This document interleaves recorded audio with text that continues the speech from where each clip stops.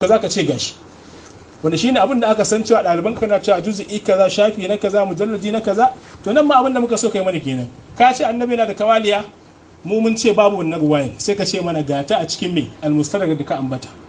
Ka ce ana zuwa a dubo annabi al'auran mata, ina wajen, sai ka nuna wa al'umma. Shikenan simple abu, tambaya ce ga kuma me amsarta. Amma duk wannan kewayen da za ka yi fita ne daga maudu'i, kamar yadda ka buƙaci a yi maka adalci, mu muna cewa kai mana adalci, ka tsaya akan topic a tattauna, kada mu kada al'umma. Idan gaskiya ta bayyana kamar yadda kake nanatawa cewa a shirye kake da karɓe ta, ina fatan kuma zuciyarka ka zamanto open mind, ya zamto idan gaskiyar ta bayyana ka nuna wa duniya cewa wannan abin da na faɗa ba haka bane, wannan abin da na faɗa kuskure ne. Shikenan ina nanata wannan saboda ya zamto mun ɗauki addini ba a matsayin siyasa ba, mun ɗauki addini a matsayinsa na addini, cewa idan ba yau akwai gobe, idan ba duniya akwai lahira.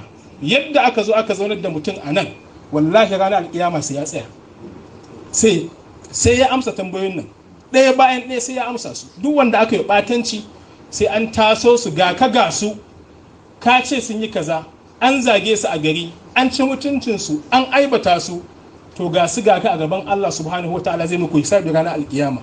Idan babu kuma kowa ya san menene makoma. Allah subhanahu wataala ya datar da mu. Assalamu alaikum.